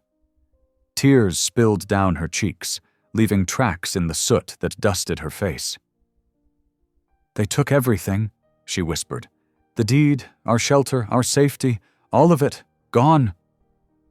Asher caught her hand, his grip gentle despite his injury. "Not everything," he said firmly. "They haven't taken your spirit or your right to that spring. We'll find a way to prove your claim." Hazel lifted her chin, meeting his steady gaze. "We cannot let them win," she said, her voice stronger despite the tears. "Not after everything they've done. We won't." Though pale from blood loss, Asher's eyes held an iron determination. "I give you my word, Hazel. Whatever it takes, we'll see justice done." They sat in the darkness of the old trapper's hut, listening to night sounds in the forest. The candle guttered, casting strange shadows on the walls. Hazel found herself humming softly. Not a hymn this time, but a lullaby her mother used to sing. The gentle melody seemed to ease some of the tension from Asher's shoulders as he leaned back against the rough wall, keeping watch through the night. Outside, an owl called, its lonely cry echoing through the trees. Hazel drew closer to the candle's feeble warmth, knowing that tomorrow would bring new challenges. But for now, in this moment, they were safe. And as long as they had that, as long as they had each other, they could face whatever came next. The night deepened around the hidden hut, stars wheeling overhead. Inside, Hazel tended Asher's wound and prayed for guidance while he maintained his vigil, rifle ready across his knees. They had lost much, but their spirits remained unbroken. Tomorrow would be time enough to plan their next move. For now, they simply endured, their shared strength a quiet defiance against those who sought to destroy them.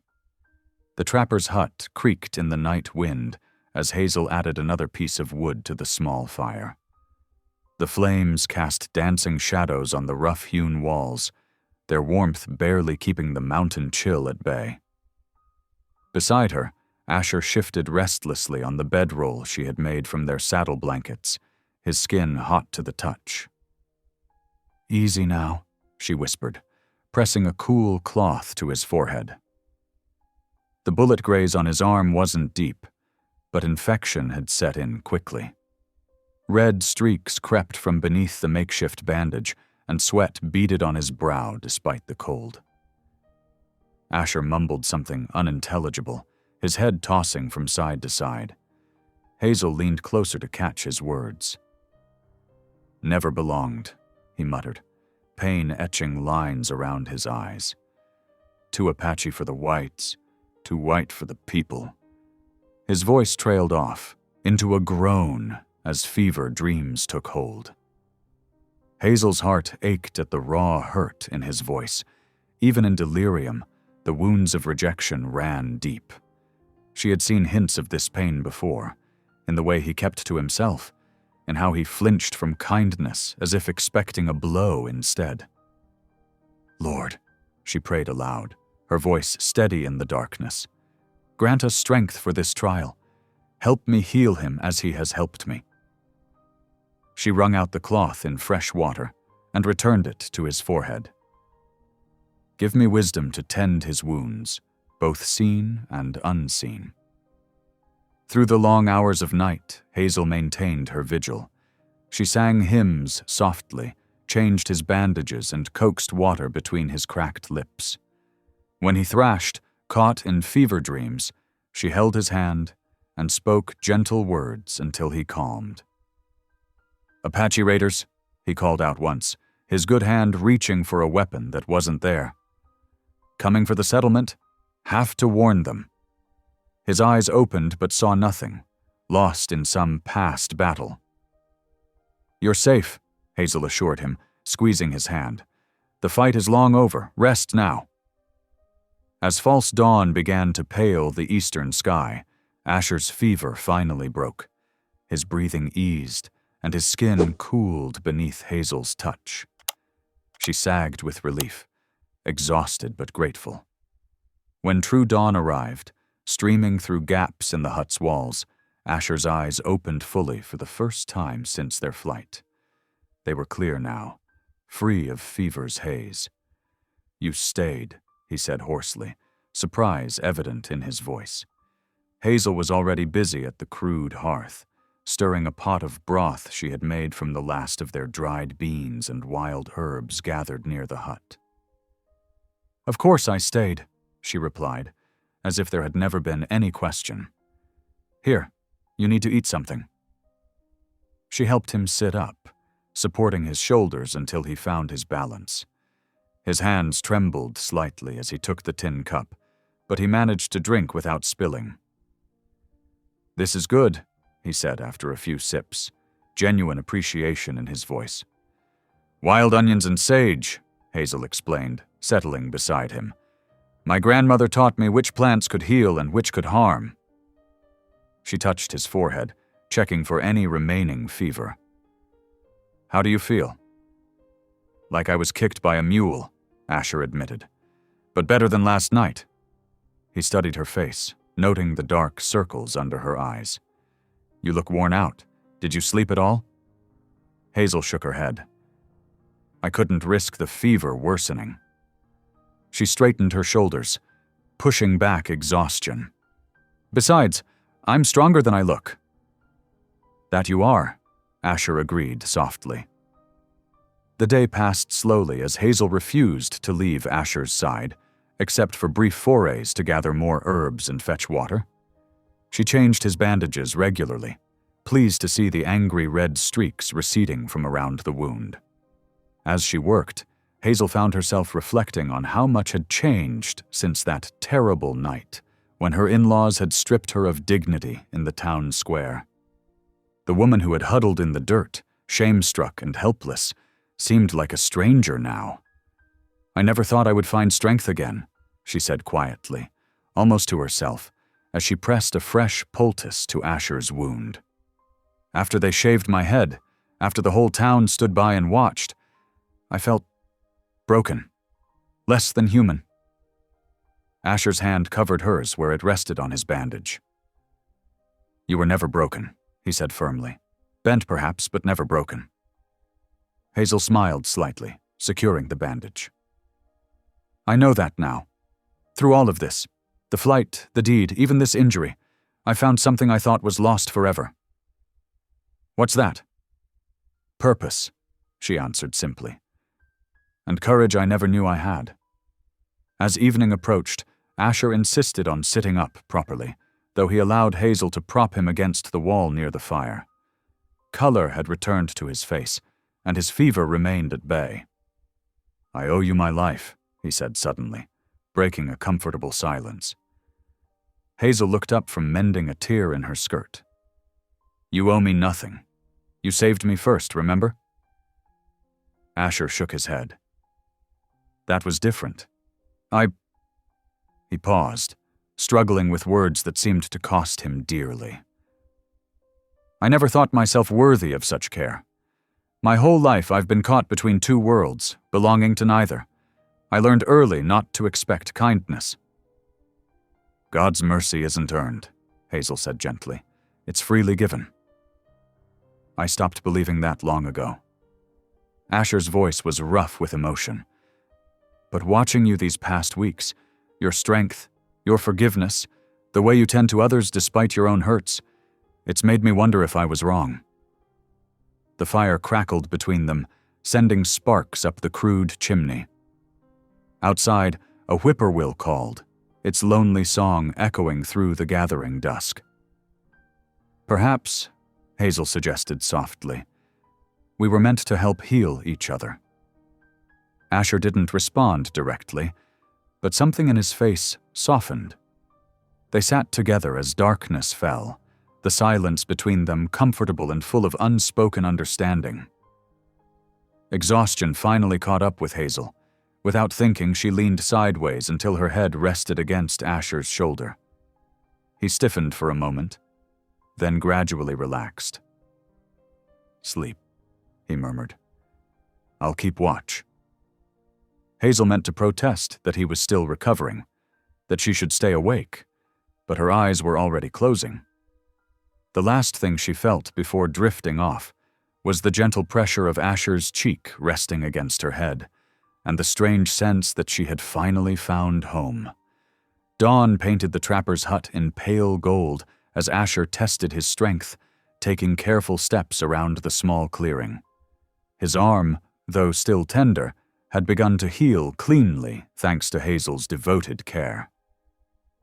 He paused, steadying himself against a pine trunk, frustration evident in the set of his jaw. "The fever's gone, but you're not ready for a long ride," Hazel observed, watching from the doorway. 2 days of rest. Is enough," Asher insisted, though his face was drawn with lingering weakness. "Those men who burned the shack won't stop looking for us." Hazel gathered their meager supplies, wrapping the remaining herbs in a square of cloth. "Then we need to face them directly," she said firmly. "No more hiding." Asher studied her face, noting the determined set of her chin, so different from the broken woman he'd lifted from the dirt just weeks ago. "You mean to go back to town?" "Yes," she replied, "but carefully. We'll stay off the main roads." It took longer than usual to saddle the horse, Asher's movements still stiff and measured. Hazel helped without comment, respecting his pride while ensuring the cinch was properly tightened. They set out as the morning mist still clung to the valley below, taking a winding path through the timber. The autumn air grew warmer as they descended, leaves crackling under the horses' hooves. Asher rode behind Hazel, his good arm steady around her waist. Though he tried to hide it, she could feel the occasional tremor of exhaustion in his frame. Near midday, they heard children's voices carrying through the trees. Hazel reined in the horse, listening. The sounds came from a small clearing ahead, where 6 young ones struggled with armloads of firewood. "It's for the church," a small boy explained when they emerged from the trees. "Pastor needs it split and stacked before winter, but it's awful heavy." Hazel dismounted immediately, her heart warming at their innocent faces. "Then you need some help, I reckon." The children stared at first, taking in her kerchief-covered head and Asher's bandaged arm. But children's hearts are often quicker to forgive than adults, and soon they were chattering easily as Hazel helped gather smaller pieces into manageable bundles. "Here," she said, showing a little girl how to stack the wood against her hip. "That's how my grandmother taught me." Her laugh rang out clear and sweet when the child mimicked her stance perfectly. Asher remained mounted, knowing his limits, but his eyes never left Hazel as she worked. The sight of her among the children, her movements free and natural despite all she'd endured, stirred something deep in his wounded spirit. "Mr. Keene," one bold boy called up to him, "is it true you can track deer just by looking at bent grass?" "That's right," Asher answered, his usual terseness softening for the young one's sake, "and rabbits by their dropped leaves." The children gathered round, eager for more woodcraft tales, until their mothers' voices called them home for supper. They scattered like quail, dragging their loaded sledges behind them, calling thanks over their shoulders. Hazel watched them go, brushing wood dust from her skirt. "We should follow them to town," she said quietly. "It's time." Asher nodded, knowing she was right. They rode slowly through deepening shadows until the church spire came into view, its weather vane catching the last rays of sunset. The pastor was closing up for the evening when they approached. His eyes widened at the sight of them, but he quickly mastered his surprise. "Mrs. Larkin," he said formally. "Mr. Keene, I had wondered where you'd gone after that night." Hazel lifted her chin. "I need to speak with you, Pastor, and tomorrow I want to address the town." The pastor hesitated, glancing between them. "There's been much talk since you left. Your in-laws have made certain claims." "Which is why the truth must be heard," Hazel interrupted firmly. "Will you help me gather the people?" Something in her steady gaze must have convinced him. "Very well," he agreed. "Tomorrow after morning services. I'll announce it tonight at prayer meeting." Asher dismounted carefully, his legs slightly unsteady. "We'll need a safe place for the night." "The church is God's house," the pastor replied. "None would dare cause trouble here." He unlocked the door again, gesturing them inside. "There are blankets in the vestry and some bread and cheese if you're hungry." After the pastor left, Hazel and Asher sat in the front pew, sharing the simple meal in companionable silence. The church windows filtered moonlight through their colored glass, casting gentle shadows across the wooden floor. "Are you certain about this?" Asher asked finally. "Facing them all?" Hazel touched her kerchief-covered head, remembering the sting of shame.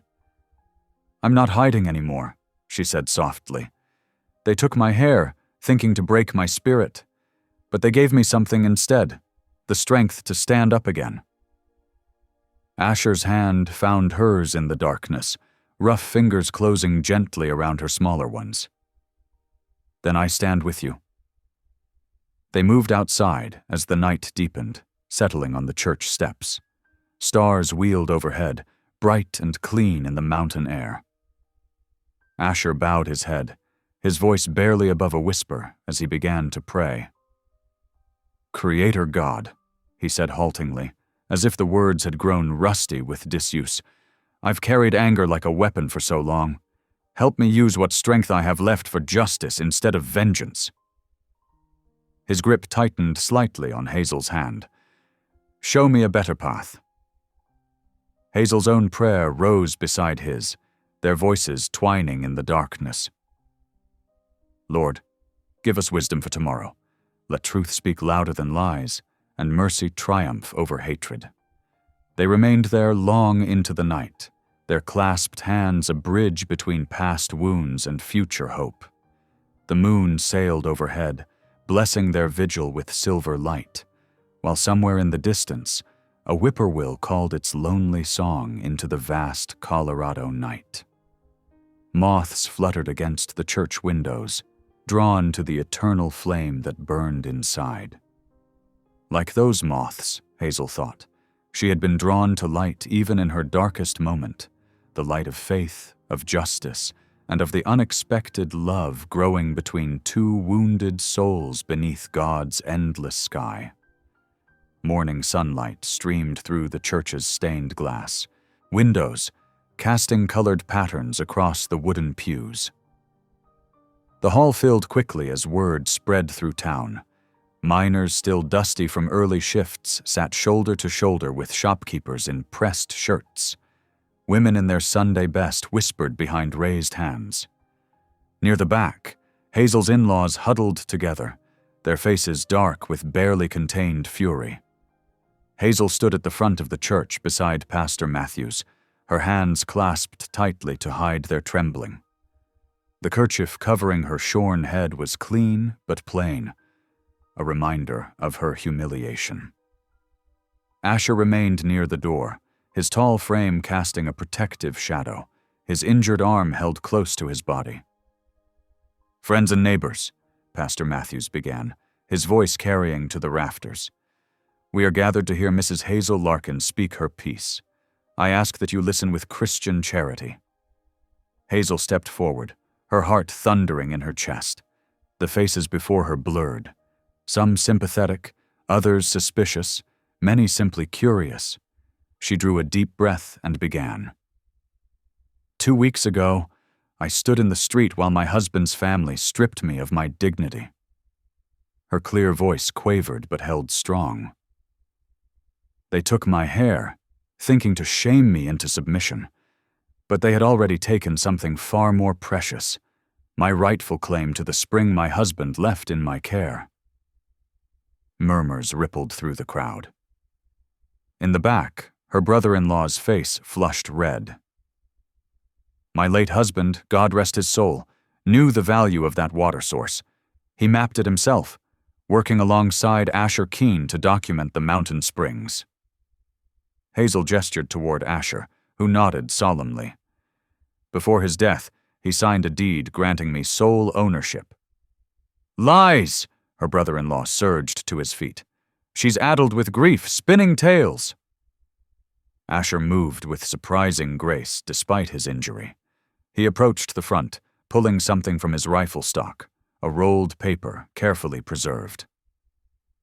"The original deed was stolen when our cabin was burned," he said, his deep voice carrying easily through the hall. "But I kept this duplicate safe, knowing such men's greed." The pastor unrolled the document, examining the signatures and official stamps.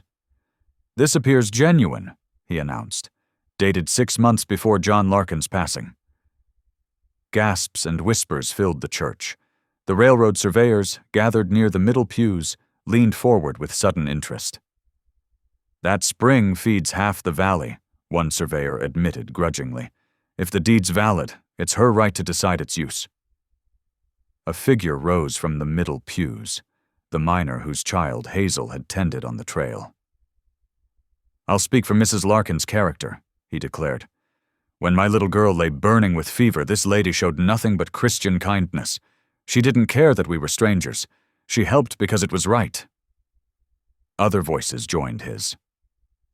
The pastor's wife spoke of Hazel's dedicated work with the church children. A shopkeeper recalled her unfailing courtesy, even when others snubbed her. Each testimony seemed to straighten Hazel's spine a little more. Her mother-in-law's shrill voice cut through the supportive murmurs. "She's unfit, a widow with no family to guide her.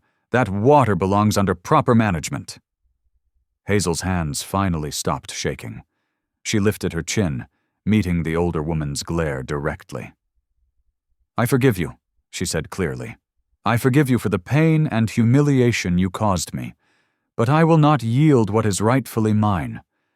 That spring will serve this community fairly, not line the pockets of a few." The silence that followed felt heavy as mountain snow. Even her in-laws seemed struck speechless by her quiet dignity. The railroad surveyors huddled together, speaking in low tones before their leader stepped forward. "The document appears legitimate," he acknowledged stiffly. "We'll have to negotiate water rights properly, with Mrs. Larkin." Pastor Matthews smiled gently. "Then it seems God's justice has been served. Mrs. Larkin, do you wish to say anything more?" Hazel gazed around the church hall, at the faces now turned toward her with respect rather than scorn. Her voice remained steady as she spoke. "I only ask that we move forward in peace. There's room enough in these mountains for all, if we share with kindness rather than greed." The church door slammed with enough force to rattle the windows. Hazel's in-laws stormed down the steps, her brother-in-law's parting words echoing in the quiet hall. "This ain't over, woman! Mark my words!" Several townspeople shifted uncomfortably, but Pastor Matthews raised his hands. "Let us end this meeting in prayer," he said firmly. The congregation bowed their heads, though a few cast worried glances towards the door.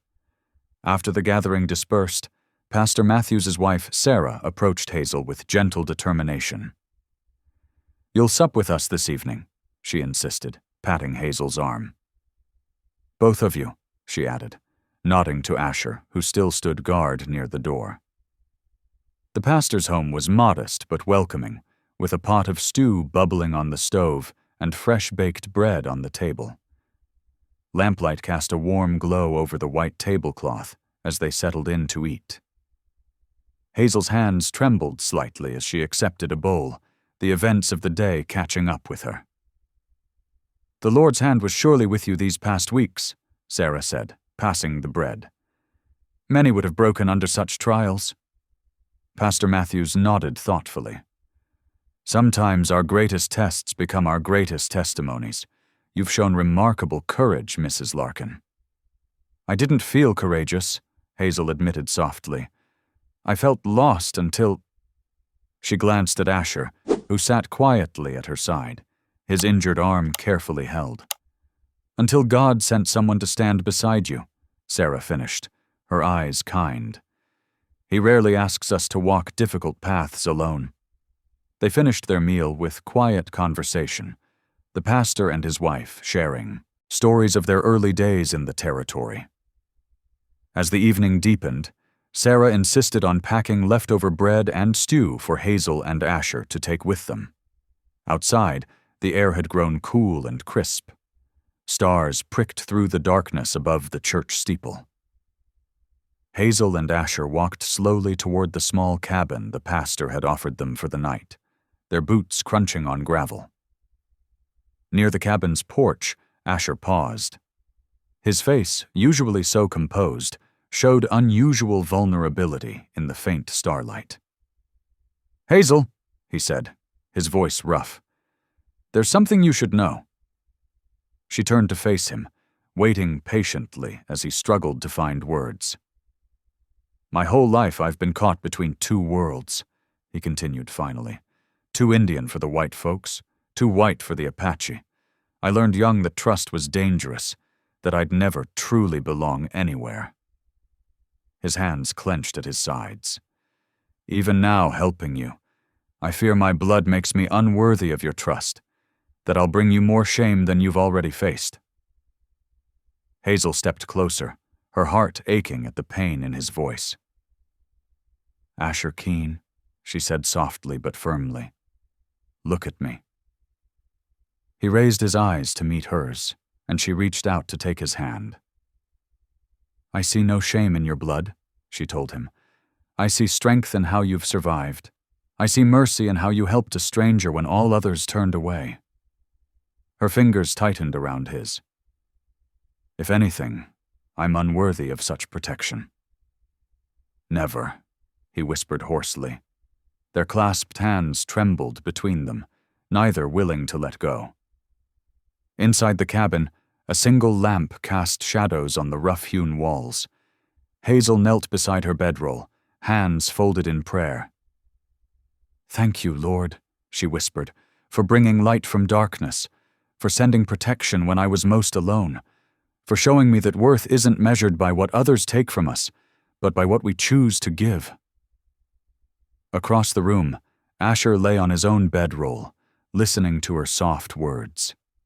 The peace he'd spent a lifetime searching for seemed to settle over him like a warm blanket. His Apache mother had once told him that every soul needed a home to return to.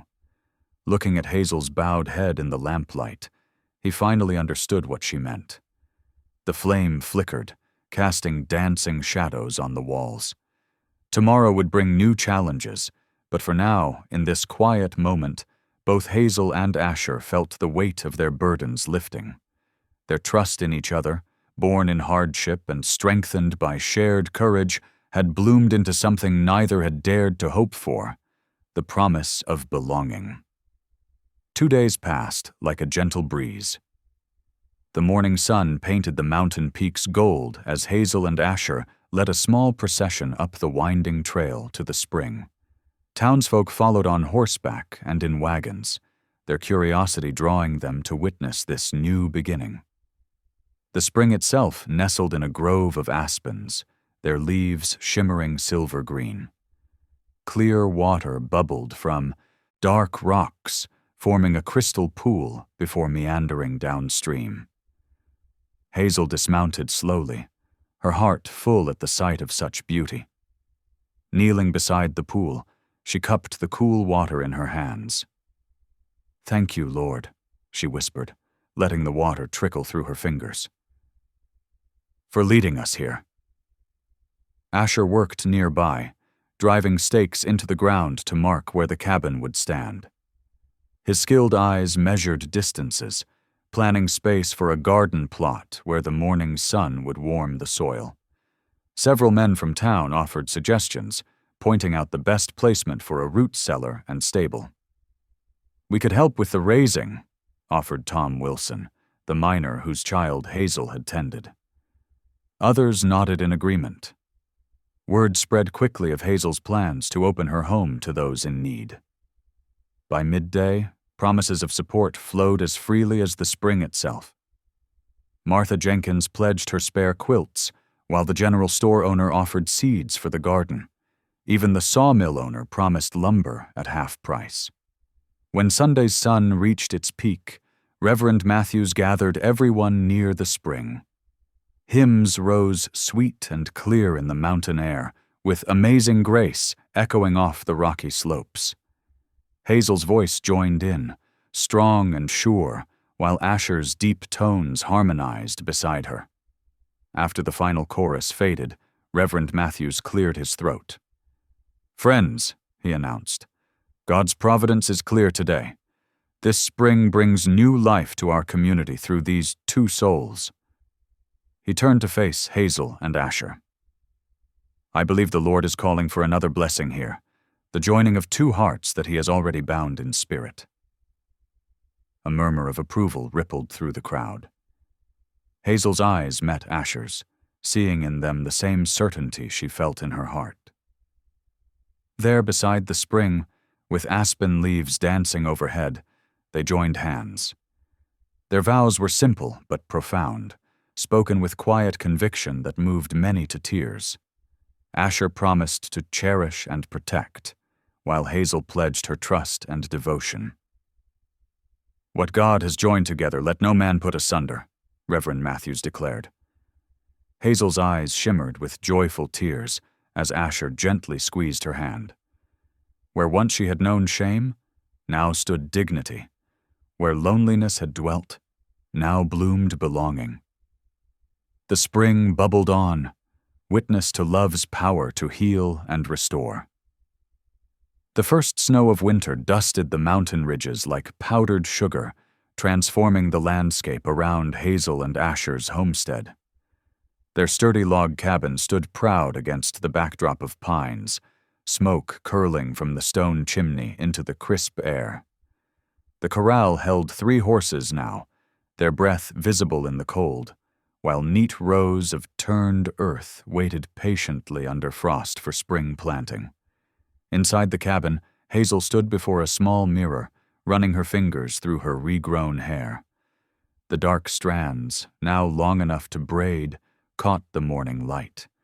She wove them carefully, tying the ends, with blue ribbons, gifts from the church ladies who had become like sisters to her. How different she felt from that shameful night months ago, when cruel hands had stripped her dignity away. "Miss Hazel! Miss Hazel!" Young Tommy burst through the door, his sister Sarah close behind. The 2 orphans, whose father had been lost in last month's mine collapse, brought life and laughter to every corner of the cabin. "Can we help with the bread today?" Hazel smiled, watching them bounce with excitement. "Of course, little ones. Wash your hands first." As evening settled in, neighbors began arriving for their weekly gathering. The cabin filled with the warmth of friendship and fellowship. Tom Wilson and his wife brought fresh churned butter, while Martha Jenkins arrived with her famous apple preserves.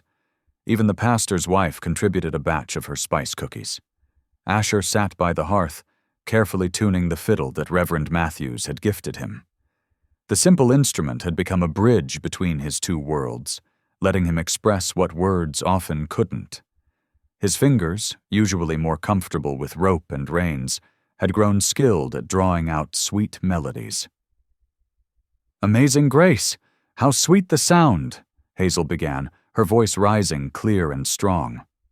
The orphans joined in, their young voices pure and eager. Asher's fiddle wove through the melody, supporting and lifting the hymn higher. Soon every voice in the cabin joined the chorus, the harmony rich with joy and gratitude. Hazel looked around the room as they sang, at Tommy and Sarah's shining faces, at Asher's gentle smile, at their neighbors swaying to the music. Her heart swelled with wonder. Here, in this cabin built with love and determination, she had found not just shelter, but true belonging. She was no longer the shamed widow, but the respected matron of a growing family, bound together not by blood, but by choice and grace. The music filled every corner of the cabin, spilling out into the snowy evening like a beacon of hope. Where once there had been emptiness, now there was fullness. Where there had been silence, now there was song. Spring burst forth across the mountain meadows in a riot of wildflowers and fresh grass. The morning sun painted the landscape in hues of gold, touching everything with promise. Outside the sturdy cabin that had weathered its first winter, dew sparkled on new leaves like scattered diamonds. Hazel stood before her mirror, carefully weaving her dark hair into neat braids. The strands, now reaching past her shoulders, caught the light streaming through the window and gleamed with health.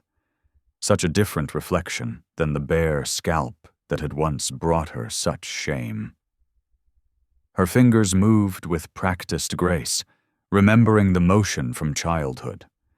How far she had come from that terrible night when cruel hands had stripped away her dignity along with her hair.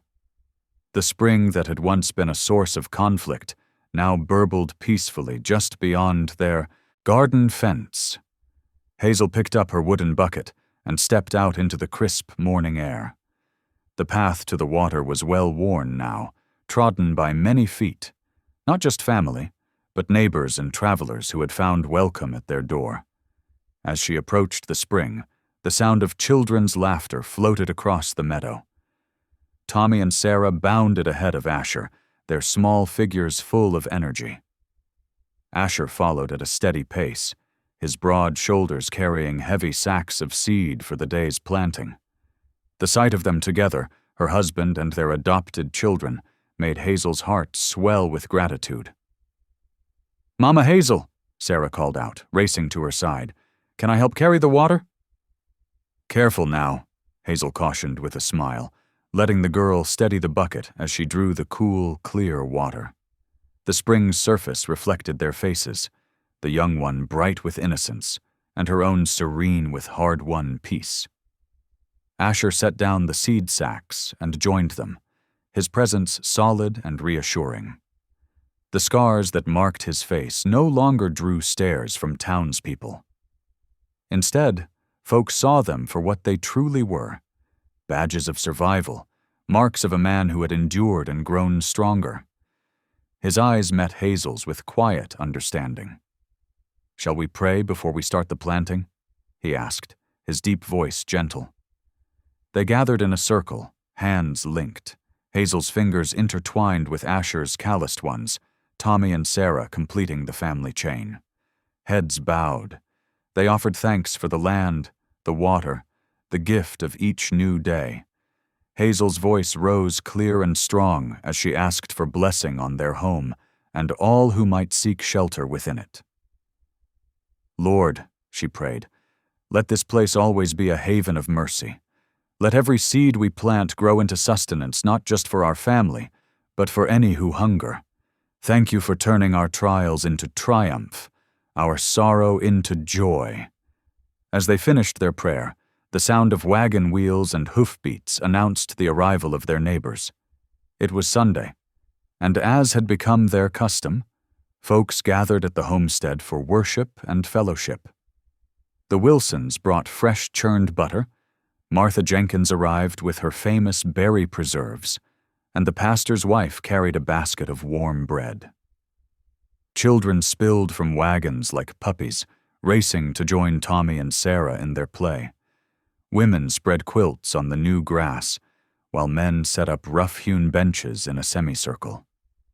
The meadow that had once known only solitude now rang with greetings and laughter.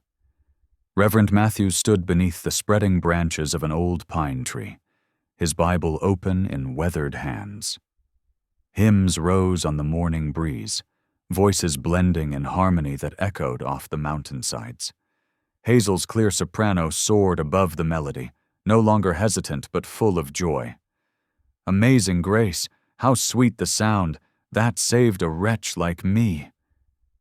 Asher's deep bass joined her, their voices twining together just as their lives had. He held her hand as they sang, his thumb brushing over her knuckles in a gentle caress. The song spoke their truth. They had both been lost, but now were found. Had been blind, but now could see. After the service, families spread out their picnic offerings on the quilts. The air filled with the scent of fried chicken, fresh bread, and spring berries. Children darted between the adults, playing tag and hide and seek. Near the spring, Tommy showed younger kids how to float leaf boats in the current, while Sarah wove daisy chains for anyone who would sit still long enough. Hazel moved among her guests, making sure everyone had enough to eat, pausing to bounce a baby or listen to an elder's story. No longer did she shrink from people's gazes or hide beneath kerchiefs. She stood tall, her braided hair catching sunlight, her smile warm and genuine. The same neighbors who had once stood silent during her humiliation now called her friend, sister, mother to the motherless. Asher watched her from his seat on a fallen log, his heart full of wonder. The scars that had once made him feel unworthy now seemed to matter less with each passing day. He had found belonging here, among these people who judged a man by his actions rather than his bloodline. The wounds of his past had become testimony to God's healing power. Near sunset, as families began loading their wagons for home, Hazel and Asher stood together by the spring. They watched their children playing in the fading light, splashing each other and laughing without care. The water that had once been a source of strife now reflected the peace they had found. "Look what the Lord has done," Hazel whispered, leaning against her husband's strength. Asher's arm tightened around her waist as they surveyed their land, the cabin with smoke curling from its chimney, the freshly planted garden, the well-worn paths of welcome. Here was their testament to God's faithfulness, their proof that beauty could indeed rise from ashes. The evening light turned the spring to liquid gold, and the sound of children's laughter echoed across the meadow like music. In this moment, watching their family and home bloom with new life, Hazel and Asher's hearts overflowed with perfect peace. God had not only restored what was lost, He had multiplied their blessings beyond measure. Thank you for listening. Stories connect us in the most unexpected ways. If you felt that spark today, make sure you're subscribed. I share a new one daily, and the next might change your day.